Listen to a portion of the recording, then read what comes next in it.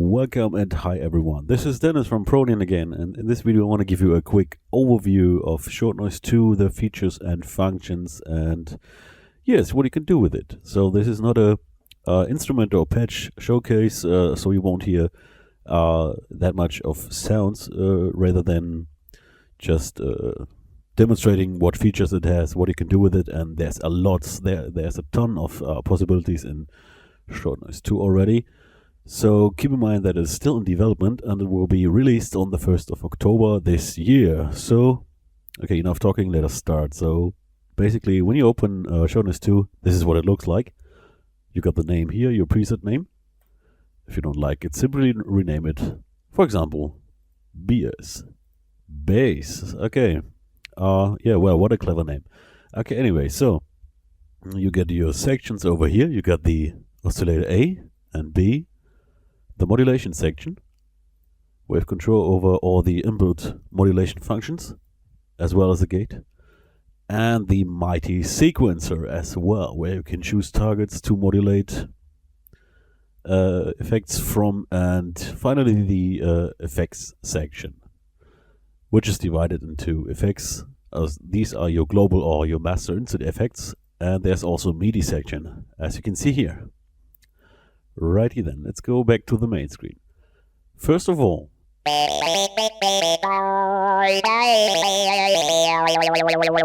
yes, as you can see, this is a pretty funny sound. This is why it's called Frogger in the first place. Let me show you what you can do with those quick mod controls here, those 4 ones, and they're pretty cool. The first one is mapped to the mod wheel, actually. And what you can do is you can choose any target to modulate with that knob. For example, let's modulate the octave. Why not?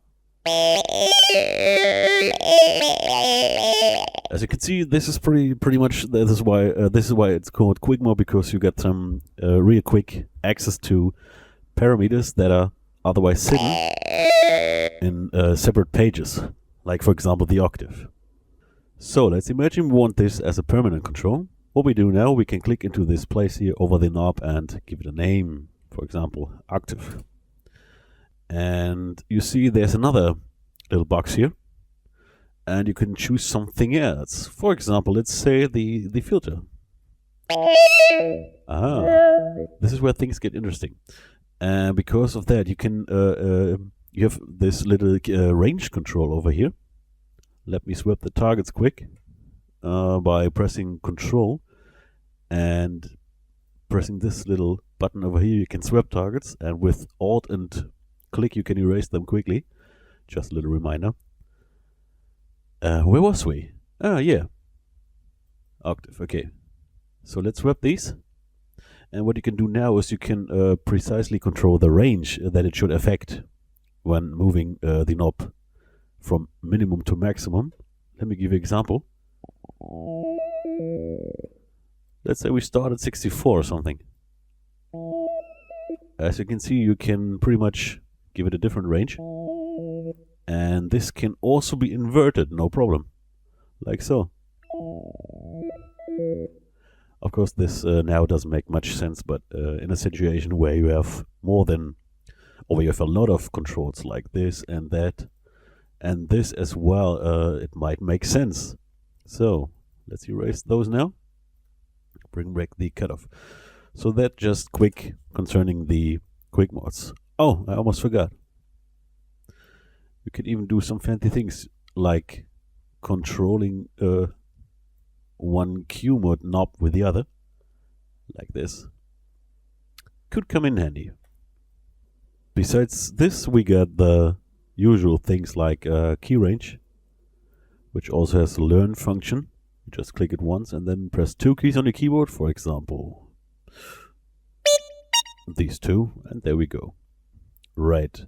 What else we got? We got the several skins which are currently in development. So this one is the skin called Roland, and it's not the default skin. The default skin will be a bit more glassy, gray kind of thing.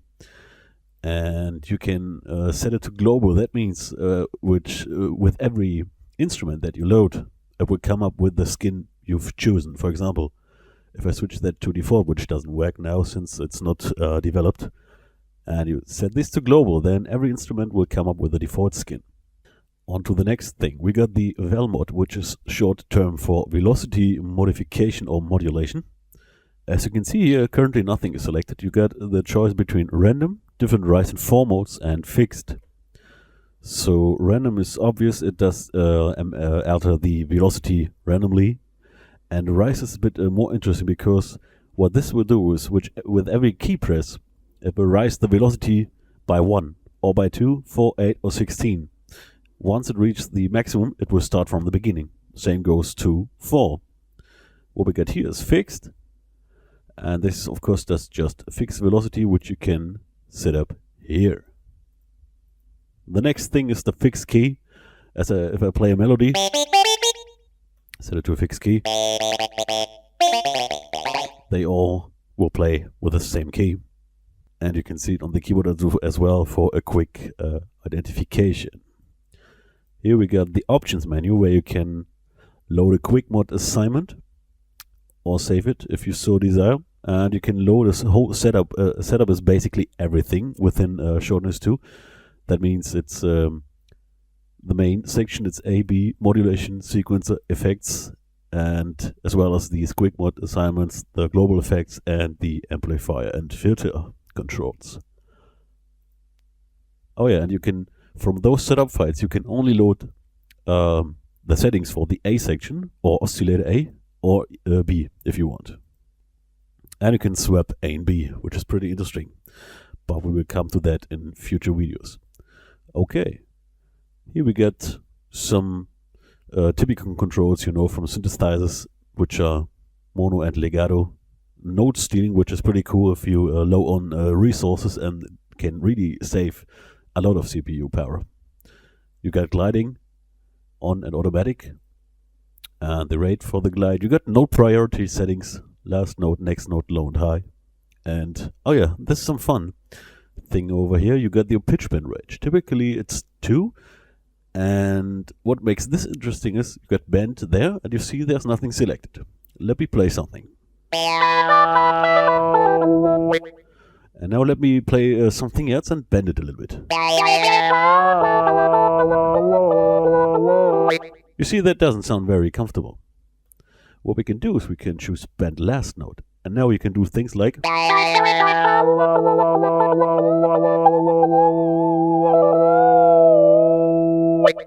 which is pretty cool. For example, let's say you get a bass or something and you play a bass note on the left, like here, and a melody on top of it with just one sound.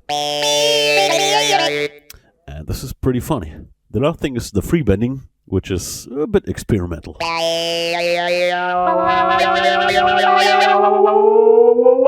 Sorry, guess that's a bit loud. Let me turn that down. Okay, sorry. Okay, on to the next sections. We got the oscillators over here, A and B, which most of the time instruments will only use the A oscillator, but sometimes there might be some instruments that will use B as well. So you got your fine tuning over here, pretty obvious. Your octave, yeah. Then you got your gain, of course, to set up a proper gain for the instruments, and you got this little white section over here. This does panning across the key range. Let me give you an example. The higher the keys get, the more they are to the right, and the lower they are, the more they are to the left.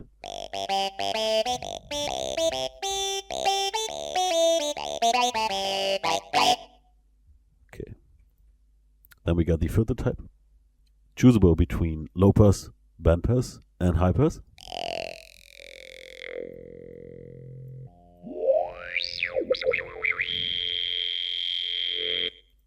Over here we got the drive.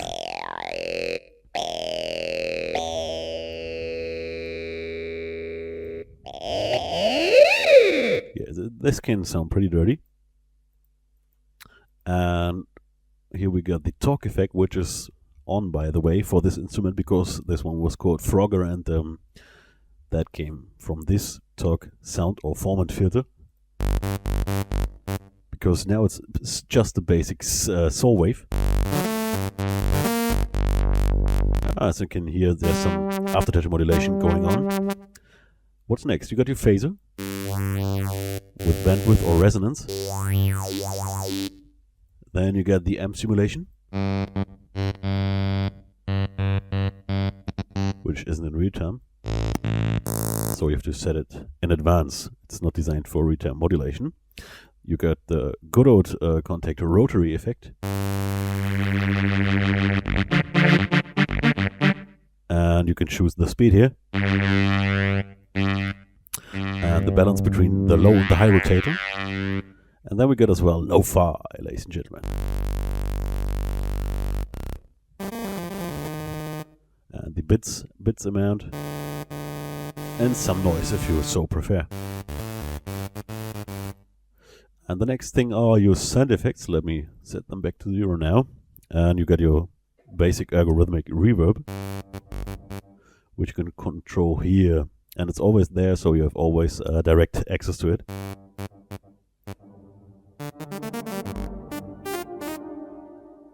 And now there's another fun thing. For example, here's the delay. Let me change the steps to 3. And some panning. What you can do now, in case you wonder what that switch does, it's switches from pre to post routing, or routing, sorry. And what you can do now is,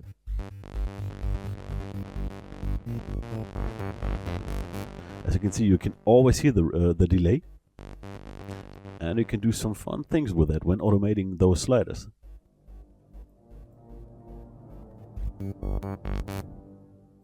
Yeah, pretty cool. Okay, you get your chorus over here. And the convolution reverb.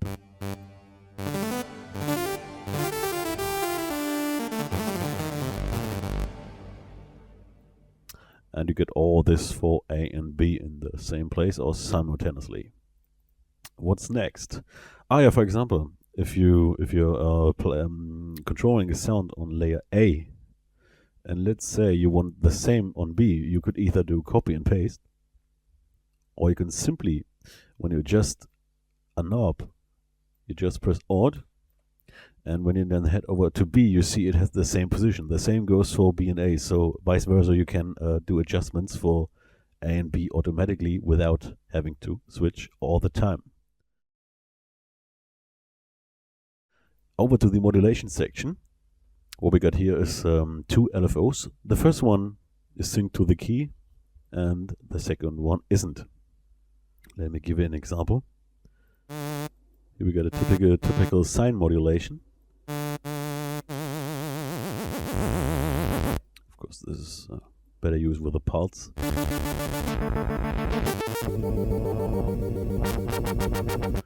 And in the background, still the aftertouch is going on.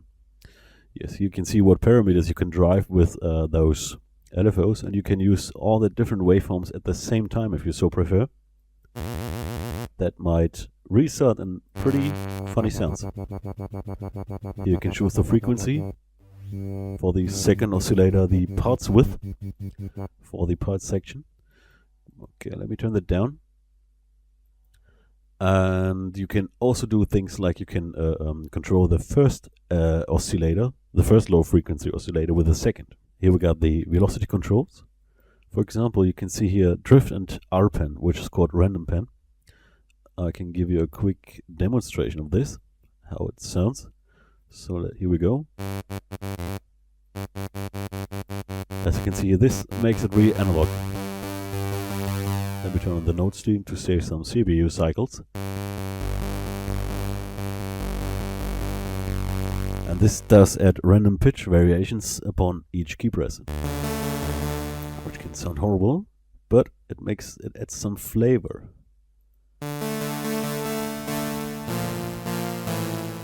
And what we can also do is you can pen this one randomly.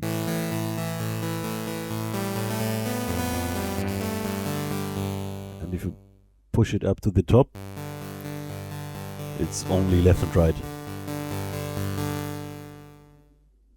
These are your controls for the aftertouch, which is currently set to the filter cut. inverted. Oh, as you might wonder, these little buttons are invert buttons. So, for example,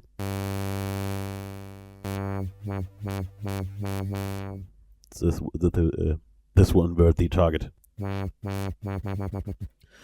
And the last one is the gate.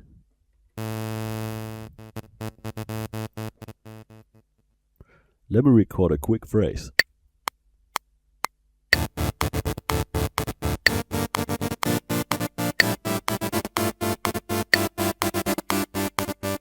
Here we go.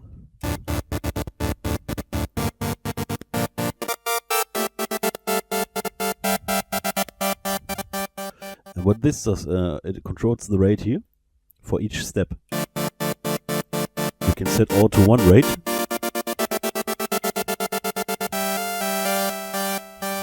Or even triples.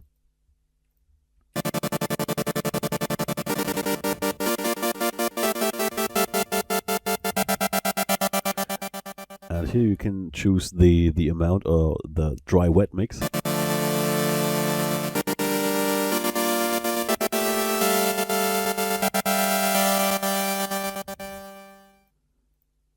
And this one controls the pulse width.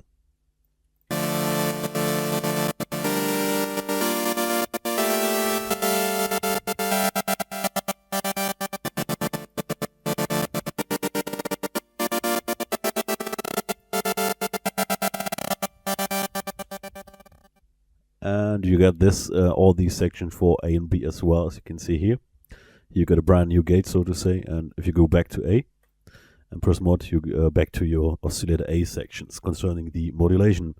This is also why these buttons are blinking to remind you on which section you are currently, or which oscillator is, if it's A or B. Okay, and then we got the sequencer. The sequencer is pattern based, so you got 6 patterns that you can choose from. Oh, you have to forgive me because that's an development video. I have to set all these to no transposition. Currently they're -24, which is not a good thing. Anyway, you got 6 patterns that you can use. Let me turn it on.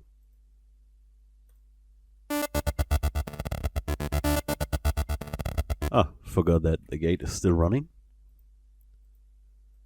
You can just turn off the gate like this.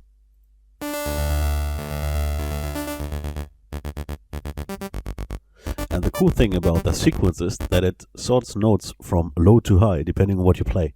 So if I play just one note, it will play the top section. As you can see, we can also randomize it. We just go to the first slider and press the Control key. And as you can see, it will randomize intelligently. It will only randomize the steps that are already there in terms of velocity. Like this. If I now press a second note, this would result in playing that second lane.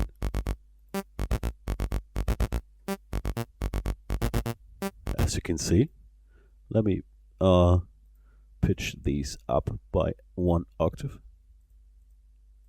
Like this. So this sound does sound very dry. Let's add some effects quickly. Yeah, that's a bit better.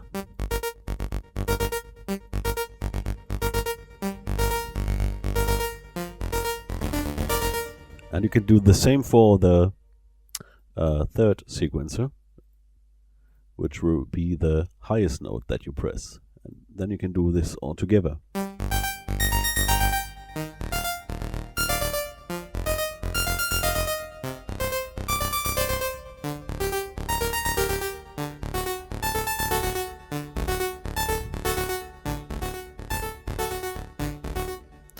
And then you see those blue keys over here. When I press one of these, I can actually switch patterns in real time. Now, of course, it would be better if there's something in the pattern before we switch it, but here we go.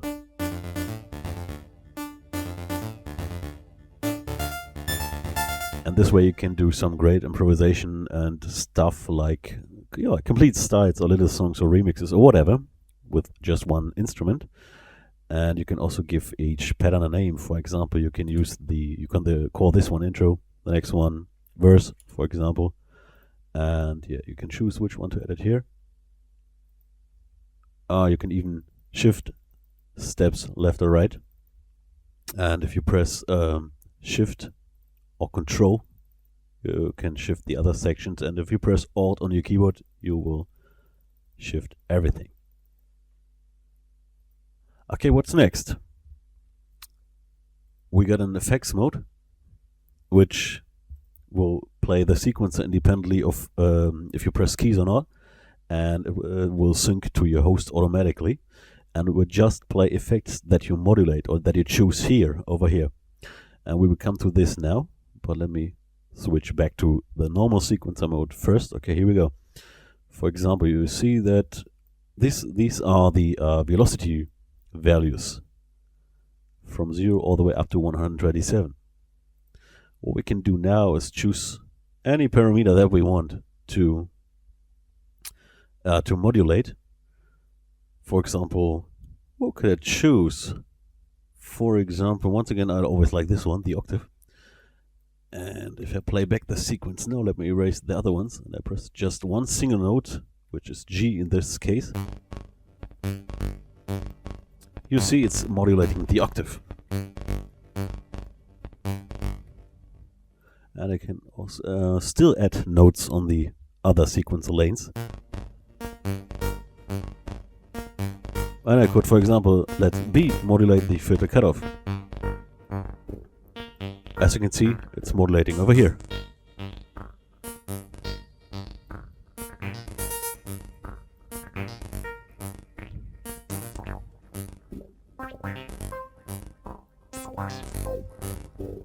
And you can do this for almost any parameter in Shortnoise, as you can see. So you can pretty much modulate everything. You can even modulate QMOD knobs that we talked before about with from the sequencer, or fixed keys, or delay amounts, LFO amounts, sublevel, detune, spreading, and all that kind of stuff. There also is a section of free MIDI continuous controllers to choose from if you prefer to modulate something else, something very else. And yes, what's more, you can copy paste in sections. You can also randomize them within the sequencer. And yeah, I'd say that this makes the sequencer pretty powerful, I would say. Okay, let's turn it off for now. And on to the last page, which is the effects page. Yes, now it's getting interesting. All the effects, ladies and gentlemen. Of course, we got the flanger.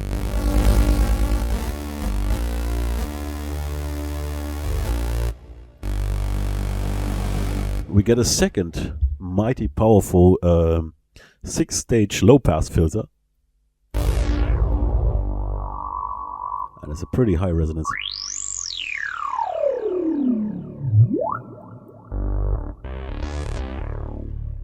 We got a second delay.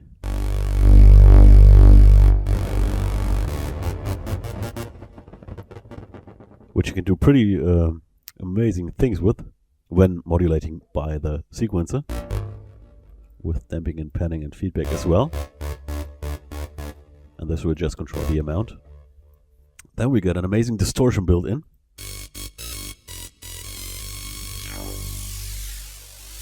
Let me turn on that lo-fi. Okay, here we go. Let's pump it up a little bit.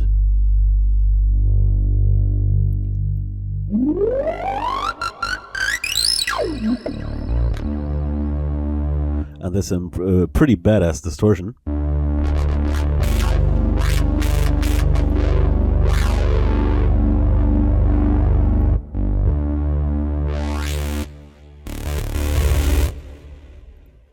And you can select the amount of distortion and the various things like treble and presence here as well. Then we got the built-in compressor. This controls the threshold. You got your ratio over here and attack and release in milliseconds. And you can even control built-in EQ, which won't be the final design when this is done properly, or within the final layout you will see the frequency in hertz over here and stuff like that. And you got your control over the convolution reverb. Here you will choose. You will be able to choose from 50 presets, convolution impulse responses. Currently there are just 3, so when it's done there will be 50. And the last one is the MIDI section, where you got the Arpeggiator, the classic type of arpeggiator, and some funny things like unison and sublevel. For example, the unison.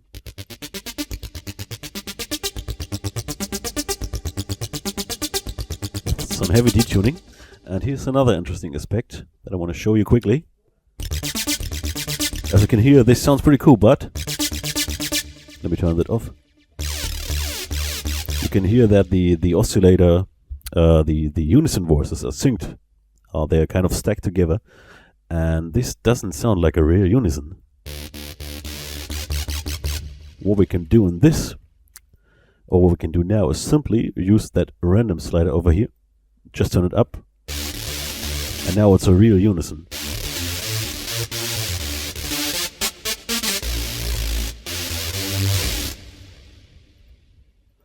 And the last thing is the sublevel. Let me illustrate it like this.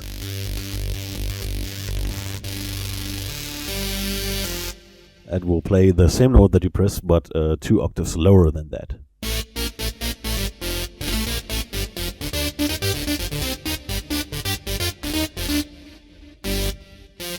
So that pretty much covers the aspects of short noise, the how to control it, and the various features and functions. And I still haven't just touched the surface. So I can only say thanks for watching. Keep an eye on Shortnoise 2, and if you want, if you do so, I would be very happy about it. You can pre-order it.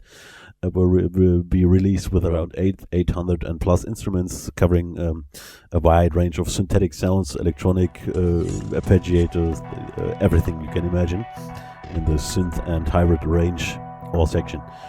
Anyway, enough talking for now, and thanks for watching.